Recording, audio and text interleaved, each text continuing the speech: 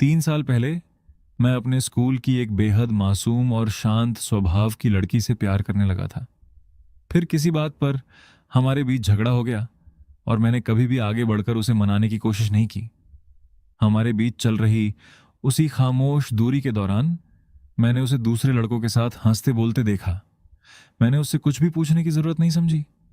अगले ही दिन मुझे एक अत्यंत गोपनीय राष्ट्रीय शोध परियोजना में शामिल कर लिया गया। मेरी पहचान पूरी तरह गुप्त रखी गई और मैं बिना किसी को बताए चला गया। 3 साल बाद देश के लिए अपना शोध मिशन सफलतापूर्वक पूरा करके मैं वापस लौटा। मेरे मन में बस एक ही सवाल बार बार उठ रहा था, क्या हम सचमुच कभी अलग हुए भी थे? जब मुझे पता चला कि सेरेना हार्पर अब कोलंबिया यूनिवर्सिटी में दूसरे वर्ष की छात्रा है, तब मैंने एक बड़ा फैसला लिया। मेरी योग्यता ऐसी थी कि मैं आसानी से MIT में प्रोफेसर बन सकता था, लेकिन मैंने वह अवसर छोड़ दिया और कोलंबिया यूनिवर्सिटी में एक नए छात्र के रूप में दाखिला ले लिया। कोलंबिया यूनिवर्सिटी के नए छात्रों के स्वागत क्षेत्र में सेरेना हार्पर अपनी कुर्सी पर शांत भाव से बैठी थी। वह कुछ नहीं बोल रही थी, फिर भी वहां से गुजरने वाले अनगिनत नए छात्रों की नजरें उसी पर टिक जाती थीं। उसकी सबसे अच्छी दोस्त मिया चेन मुस्कुराकर बोली, सेरेना, सच में तुम्हें कैंपस की सबसे खूबसूरत लड़की यूं ही नहीं कहा जाता। जरा उन नए छात्रों को देखो। जैसे ही उनकी नजर तुम पर पड़ती है वे तुम्हें देखते ही रह जाते हैं।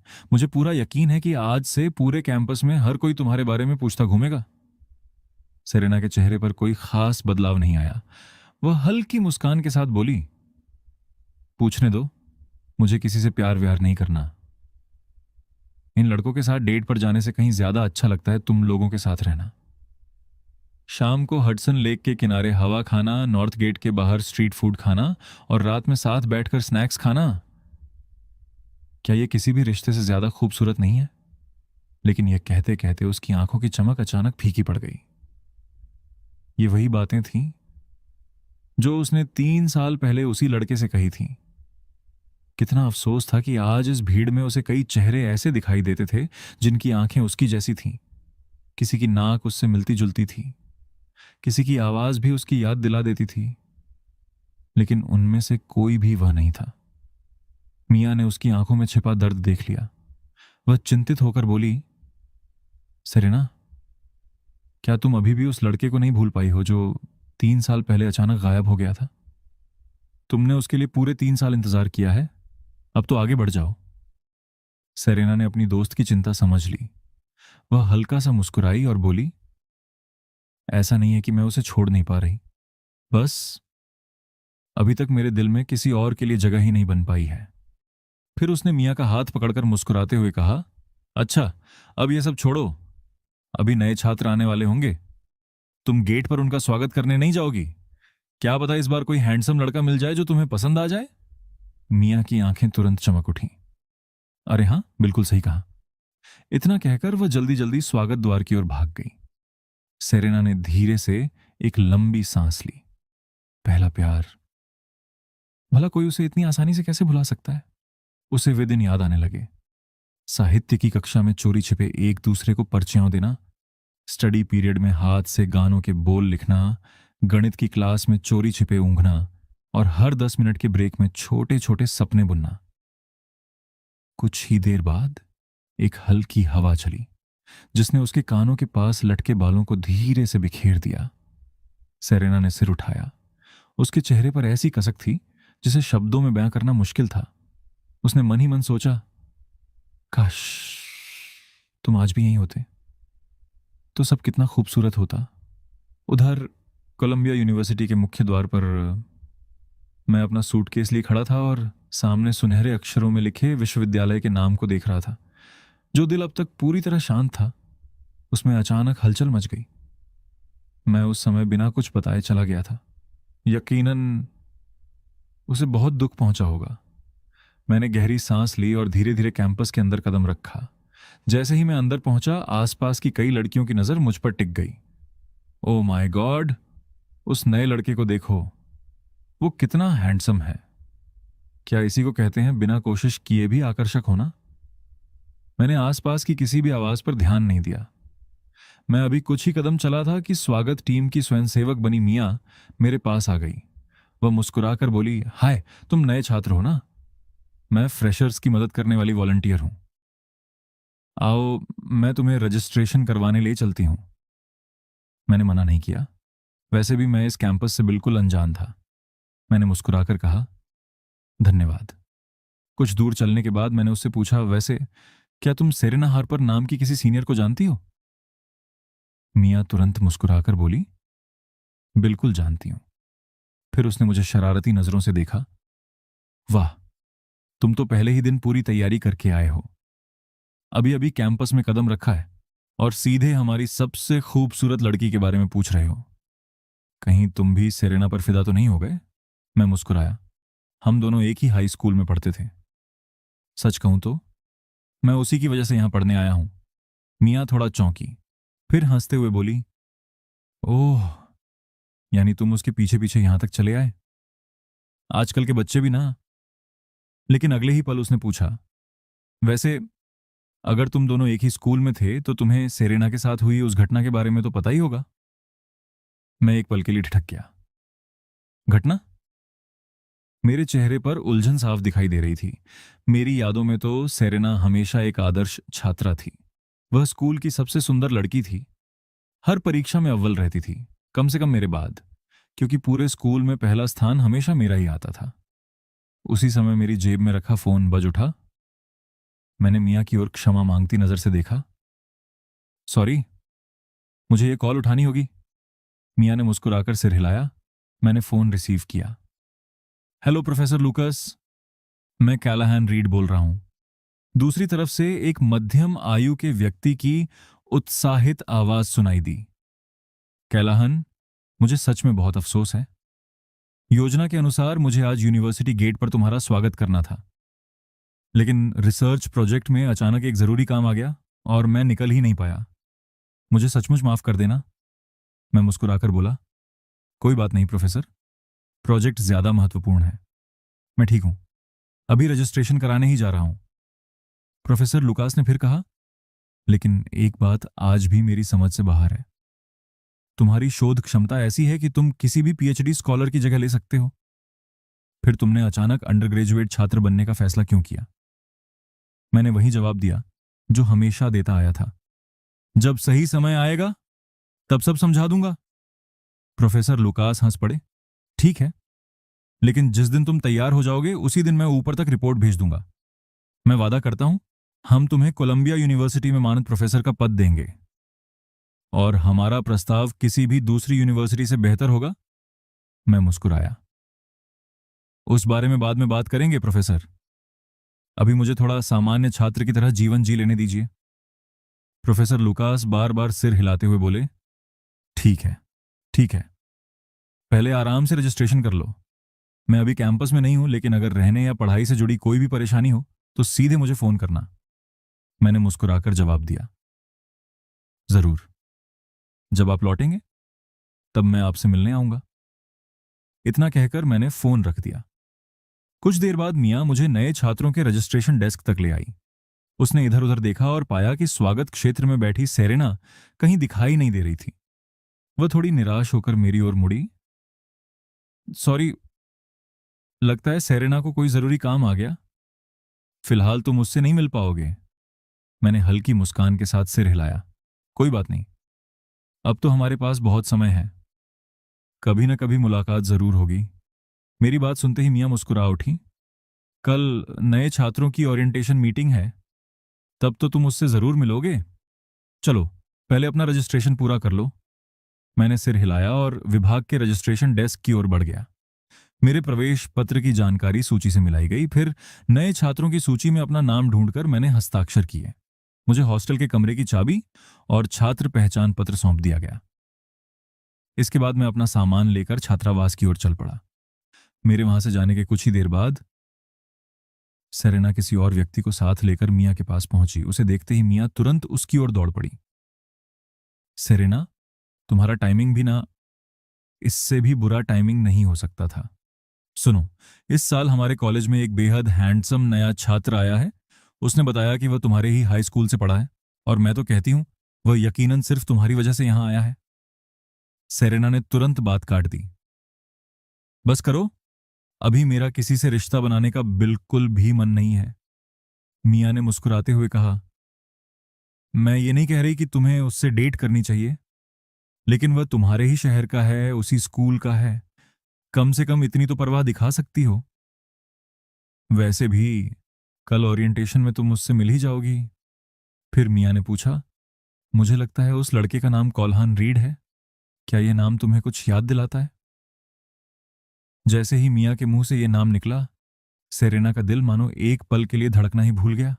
उसकी आवाज तक कांपने लगी। तुमने उसका नाम क्या बताया? मियाँ ने हैरानी से पूछा। कैलाहान रीड। क्या हुआ? सेरेना ने धीरे से सिर हिला दिया। उसकी आंखों में पल भर में उम्मीद की जगह निराशा उतर आई। नहीं, कुछ नहीं। वह किस तरफ गया? मियाँ ने उसी दिशा की ओर इशारा किया जहां मैं गया था। जब सेरेना ने उधर देखा, उसी समय मैं एक छोटी सी गली में मुड़ चुका था। लेकिन उस एक क्षण में उसे लगा जैसे उसने 3 साल पहले वाले उसी लड़के की परछाई देख ली हो। अगले ही पल उसने खुद को समझाते हुए सिर झटक दिया। नहीं, ऐसा नहीं हो सकता। शायद सिर्फ नाम एक जैसा है और शरीर की बनावट भी मिलती जुलती होगी। आखिरकार उसका पूरा शरीर हल्का सा कांप उठा। जो कदम अभी अभी उसके पीछे भागने को बेचैन थे, उन्होंने वहीं रुक जाना स्वीकार कर लिया। उधर मैं हॉस्टल की बिल्डिंग पहुंच गया। चाबी पर लिखे कमरे के नंबर को देखते हुए मैं अपने कमरे तक पहुंचा और दरवाजा खोल दिया। यही कमरा आने वाले पूरे कॉलेज जीवन में मेरा घर बनने वाला था। कुछ ही देर बाद मेरे बाकी 3 रूममेट भी आ गए। हम चारों ने उम्र के हिसाब से अपना क्रम तय किया। टाइलर यांग सबसे बड़े निकले। मार्कस डोंग दूसरे नंबर पर थे। मैं तीसरे नंबर पर था और लियो वू सबसे छोटे। मार्कस हंसते हुए बोला, हम चारों अलग अलग जगहों से आए हैं, यूं मिलना आसान नहीं था। मैं डीसी से हूं और इस इलाके को अच्छी तरह जानता हूं। आज रात का खाना मेरी तरफ से।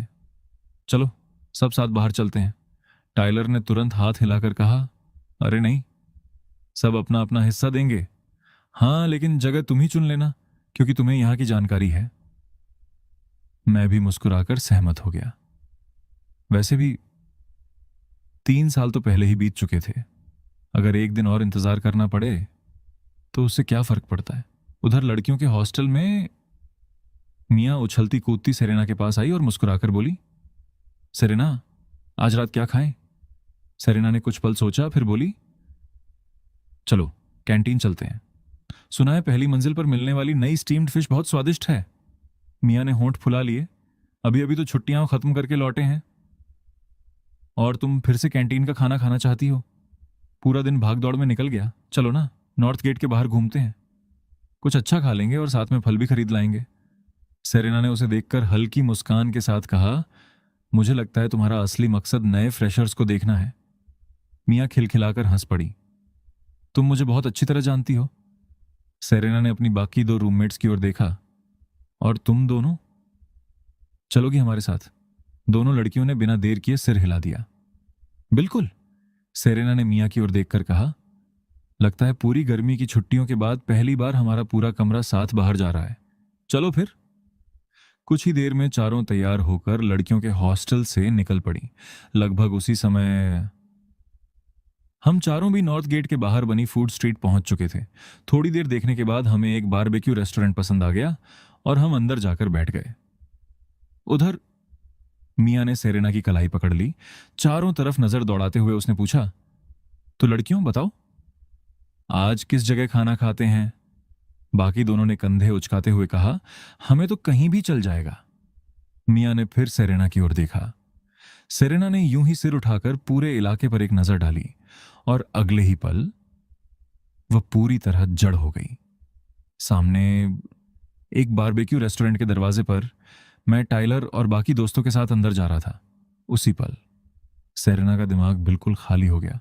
उसकी खूबसूरत आंखें उसी रेस्टोरेंट पर टिक गईं। उसने सांस तक रोक ली। वह खुद को संभाल ही नहीं पा रही थी। इस बार सुबह वाली उस धुंधली झलक जैसी बात नहीं थी। समानता इतनी अविश्वसनीय थी कि जैसे समय 3 साल पीछे लौट आया हो। उसे लगा उसने सचमुच उसी लड़के को देख लिया है जो बिल्कुल कौल्हान रीड जैसा दिखता था। यहां तक कि उसके कपड़े भी उसकी यादों से हूबहू मेल खा रहे थे। साफ सुथरी सफेद टी शर्ट, फिटिंग वाली गहरे रंग की जीन्स और छोटे छोटे बिखरे हुए काले बाल जो बिखरे होने के बावजूद बेहद सलीकेदार लग रहे थे। उस पल सेरेना को लगा जैसे उसका दम घुटने लगा हो। वह आज भी यह मानने को तैयार नहीं थी कि कैलाहान इस दुनिया में नहीं रहा। मियां ने उसकी कलाई हिलाई। सेरेना कहाँ खो गई? तब जाकर सेरेना वर्तमान में लौटी। उसने मियां और बाकी लड़कियों की ओर देखा। चलो आज बारबेक्यू खाते हैं। गर्मियों की रात, बारबेक्यू और बियर, इससे बेहतर क्या हो सकता है? बाकी तीनों को भी कोई आपत्ति नहीं थी। फिर सेरेना उन्हें धीरे धीरे उसी बारबेक्यू रेस्टोरेंट की ओर ले गई जहां मैं अभी अभी गया था। हर कदम के साथ उसके दिल की धड़कन और तेज होती जा रही थी। क्या इस दुनिया में सचमुच कोई ऐसा हो सकता है जो बिल्कुल उसी जैसा दिखे? या फिर 3 साल से बर्फ की तरह जमे उसके दिल में आखिरकार फिर से धड़कन लौट रही थी? चाहे यह झूठी उम्मीद हो, चाहे सिर्फ एक मूर्खतापूर्ण भ्रम, फिर भी उसे उस लड़के को अपनी आंखों से देखना ही था जो उसकी यादों वाले कालाहन रीड की तरह दिखता था। तब तक हम लोग अंदर आ चुके थे। एक प्राइवेट कमरे में बैठने के बाद मैंने यूं ही मेन्यू उठाया, कुछ पन्ने पलटे और दोस्तों से कहा, मैं जरा वॉशरूम होकर आता हूं, तुम लोग तब तक ऑर्डर दे देना। उधर सेरेना, मियां और उनकी सहेलियां भी रेस्टोरेंट के अंदर आ चुकी थीं। उन्होंने एक कोने की मेज चुनी और मालिक को बुलाकर मेन्यू मंगवाया। मेन्यू हाथ में लेकर सेरेना बोली, तुम लोग पहले ऑर्डर कर लो।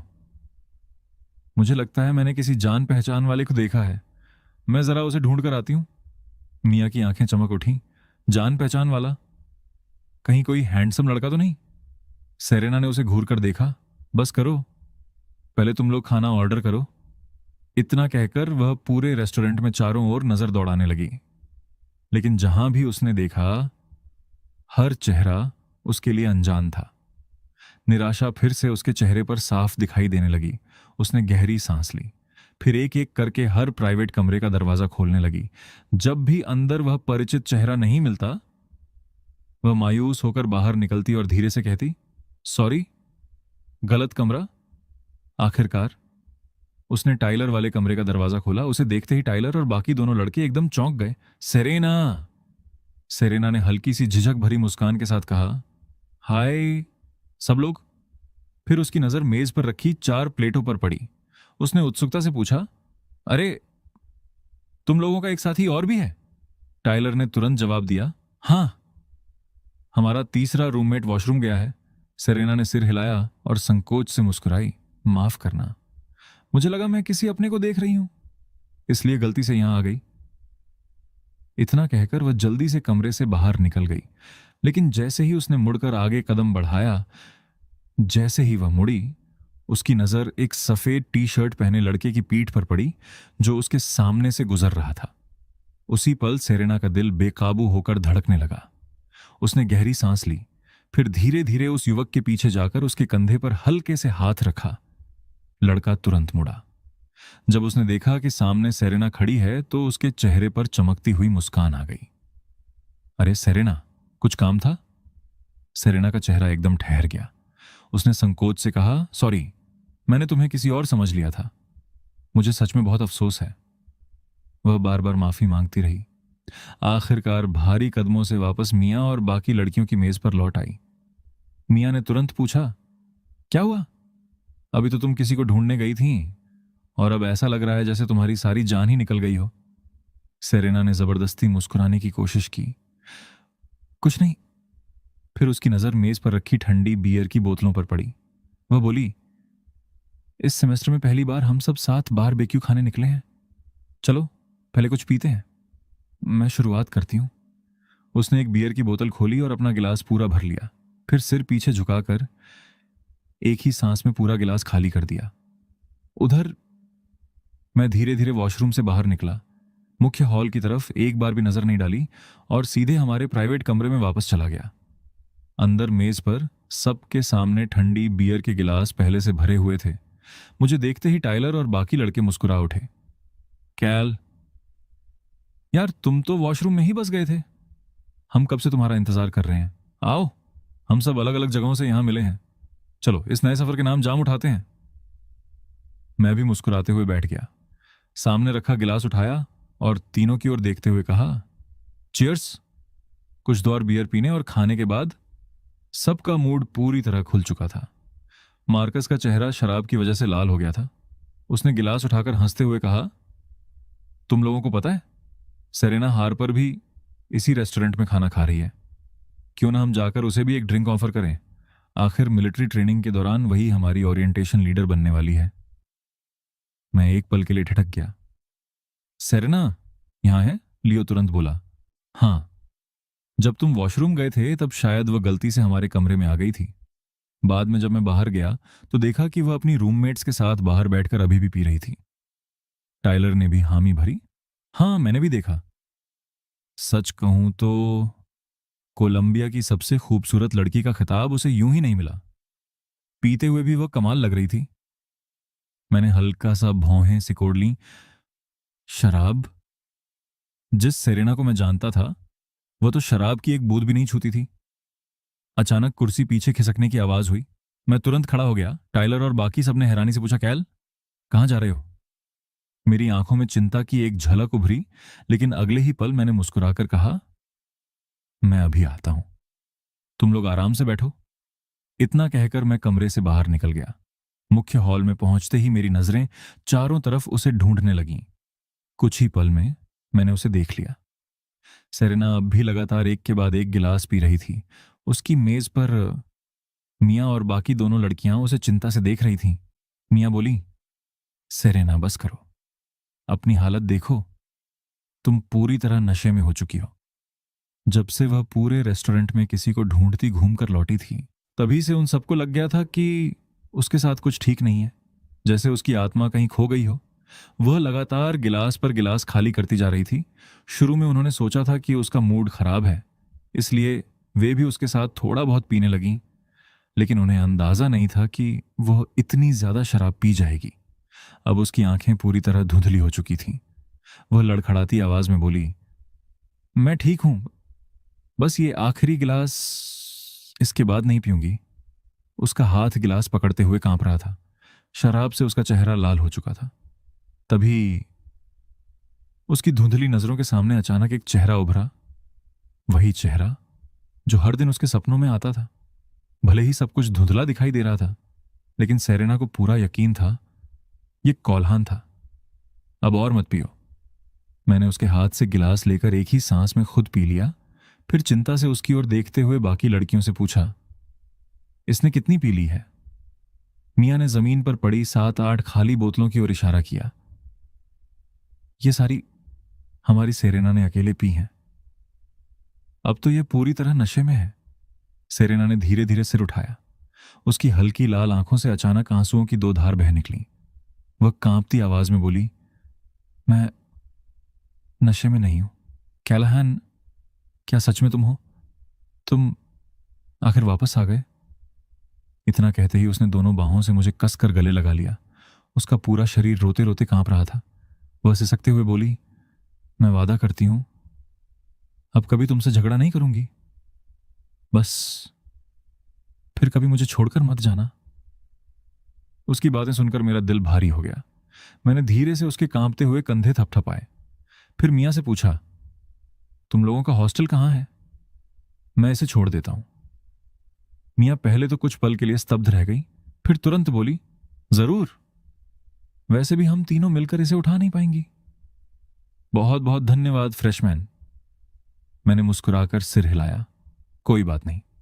फिर मैंने अपनी बांह उसके पतले से कमर के चारों ओर रखी और उसे दोनों बाहों में राजकुमारी की तरह उठाकर कुर्सी से अपनी गोद में ले लिया। इसके बाद मैं धीरे धीरे उसे लेकर बारबेक्यू रेस्टोरेंट से बाहर निकल गया। उधर प्राइवेट कमरे में बैठे टाइलर और बाकी लड़कों ने बाहर झांका। जैसे ही उन्होंने मुझ सेरेना को गोद में उठाकर ले जाते देखा, तीनों अवाक रह गए। अभी कुछ मिनट पहले तक तो वे सोच रहे थे कि जाकर सेरेना को एक ड्रिंक ऑफर करें, और अब कैलाहन बाहर गया और सीधे उसे गोद में उठाकर ले आया।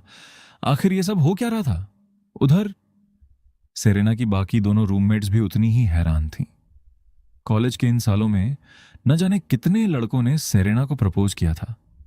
अमीर घरानों के बेटे, कैंपस के बाहर अपनी कंपनी शुरू करने वाले नौजवान, लेकिन सेरेना ने बिना किसी अपवाद के हर किसी को ठुकरा दिया था। वह किसी भी लड़के की तरफ नजर उठाकर भी नहीं देखती थी। फिर यह नया फ्रेशमैन आया कैसे? और सेरेना खुद उससे लिपट गई। मियां भी अंदर ही अंदर हैरान थी। दोनों के बीच जो कुछ अभी हुआ उसे देखकर साफ लग रहा था कि इनके बीच कोई गहरा रिश्ता रहा है। लेकिन उसकी जानकारी में सेरेना ने आज तक सिर्फ एक ही लड़के से प्यार किया था, वही लड़का जो 3 साल पहले अचानक गायब हो गया था। क्या कोल्हान वही हो सकता है? ये सोचते ही मियां के पूरे शरीर में सिहरन दौड़ गई। क्या वह सचमुच वापस आ गया? लेकिन अभी उसके पास यह सब सोचने का समय नहीं था। वह तुरंत कैश काउंटर पर गई, बिल चुकाया और बाकी दोनों रूममेट्स को लेकर मेरे पीछे बाहर निकल गई। मेरी बाहों में लेटी सेरेना ने धीरे धीरे आंखें खोली। उसकी नजर सीधे मेरे चेहरे पर आकर ठहर गई। अगले ही पल उसने अपनी दोनों बाहें मेरे गले में डाल दी। वह बिल्कुल गिलहरी की तरह मुझसे लिपट गई, जैसे पेड़ को छोड़ना ही नहीं चाहती हो। उसका पूरा शरीर मुझ पर टिका हुआ था। उसकी मीठी सांसों में शराब की हल्की सी महक घुली हुई थी। वह फुसफुसाई, क्या सच में तुम ही हो कोल्हान? तुम आखिर लौट आए? मुझसे वादा करो, अब कभी मुझे छोड़कर नहीं जाओगे, ठीक है? मैं भी वादा करती हूं, अब कभी तुमसे लड़ाई नहीं करूंगी। उसके शरीर से आती लड़की की हल्की सी खुशबू और शराब की मध्यम महक दोनों मिलकर मेरे होश उड़ाने लगी। मेरी बाहों में वह बेचैन होकर हल्का हल्का हिल रही थी। उसकी धुंधली आंखें मुझे देख रही थीं। आखिर मैं भी एक जवान लड़का ही था। उसकी ये मासूम हरकतें मेरे भीतर जैसे आग लगा रही थीं। मैं अनायास ही गहरी सांस लेकर निकल गया। फिर नीचे झुककर उसकी ओर देखा। मेरी आंखों में अपार कोमलता उतर आई। मैंने धीमे स्वर में कहा, मैं वादा करता हूं, अब कभी तुम्हें छोड़कर नहीं जाऊंगा। जैसे ही सेरेना ने मेरे मुंह से यह वादा सुना, वह तुरंत वह संतुष्टि भरी मुस्कान के साथ मेरे सीने से और सट गई और किसी नटखट बच्चे की तरह बोली, तो पक्का वादा है ना, अब कभी मुझे छोड़कर नहीं जाओगे? जो भी अगली बार चुपके से गायब होगा वो पप्पी होगा। भौं भौं भौं। मैं बार बार सिर हिलाने लगा। हाँ, मैं वादा करता हूं, जो भी अगली बार गायब होगा वही पप्पी होगा। यह सुनते ही सेरेना पूरी तरह शांत हो गई। वह आज्ञाकारी बच्चे की तरह मेरी बाहों में सिमट कर लेट गई और धीरे धीरे गहरी नींद में खो गई। मैंने बगल में चल रही मियां की ओर देखा और पूछा, क्या शराब पीने के बाद यह हमेशा ऐसी ही हो जाती है? मियां ने तुरंत जोर जोर से सिर हिलाया। नहीं, बिल्कुल नहीं। हम लोग कभी कभी साथ बैठकर बियर पीते हैं, लेकिन सेरेना हमेशा अपनी सीमा जानती है। उसे हमने पहले कभी नशे में नहीं देखा। फिर वह खुद भी हंस पड़ी। सच कहूं तो आज पहली बार हम सबने उसे इस हालत में देखा है। जो लड़की हमेशा इतनी शांत, ठंडी और सबसे दूरी बनाए रखती है, वह नशे में इतनी प्यारी और बच्चों जैसी हो जाएगी, ये हमने कभी सोचा भी नहीं था। उसके साथ चल रही दोनों लड़कियों ने भी हंसते हुए सहमति में सिर हिलाया। मैंने हल्के से सिर झुकाया। समझ गया। तभी मेरी नजर मियां और बाकी दोनों के हाथों में उठे मोबाइल फोन पर पड़ी।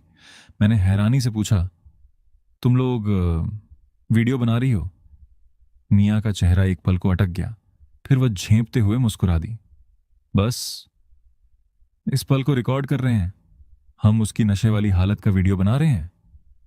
कल जब उसका नशा उतर जाएगा तब उसे भेजेंगे, ताकि उसे याद रहे कि आज रात उसने क्या क्या किया था। मेरे होंठों के किनारे हल्के से ऊपर उठे। मैंने शांत स्वर में कहा, ठीक है, लेकिन मेरी अच्छी वाली साइड से रिकॉर्ड करना। मेरी बात सुनते ही तीनों जोर से हंस पड़ी। पक्का। लेकिन कुछ कदम आगे बढ़ने के बाद मियां ने उत्सुकता से मेरी ओर देखा। अरे फ्रेशमैन, कहीं तुम वही लड़के तो नहीं हो जिसके बारे में सेरेना कहती थी कि वह 3 साल पहले मर गया था? मैं कुछ पल चुप रहा, फिर धीरे से बोला, अगर कोई गलतफहमी नहीं है तो शायद वो मैं ही हूं। मेरी बात सुनते ही तीनों लड़कियां एकदम स्तब्ध रह गईं। मैंने हल्की मुस्कान के साथ कहा, तुम लोग शायद सोच रही हो कि मैं तो 3 साल से मरा हुआ था, है ना? मैंने अपनी बाहों में शांति से सो रही सेरेना की ओर देखा। अनायास ही मेरे होंठों पर मुस्कान आ गई। सच कहूं तो मैं भी जानना चाहता हूं कि आखिर वह पिछले 3 साल से सबको क्यों कहती रही कि मैं मर चुका हूं। कुछ पल बाद मेरे चेहरे की मुस्कान धीरे धीरे गायब हो गई। मियाँ रास्ता दिखाती हुई आगे चल रही थी। मैं सेरेना को गोद में उठाए हुए लड़कियों के हॉस्टल के सामने तक पहुंचा। वहीं जाकर मैंने बहुत सावधानी से उसे अपनी बाहों से नीचे उतारा। फिर मियाँ और उसकी सहेलियों की ओर देखकर बोला, आज रात इसका ध्यान रखना। तीनों ने तुरंत सिर हिलाया। बिल्कुल। फिर वे तीनों सेरेना को सहारा देकर धीरे धीरे हॉस्टल के अंदर ले गईं।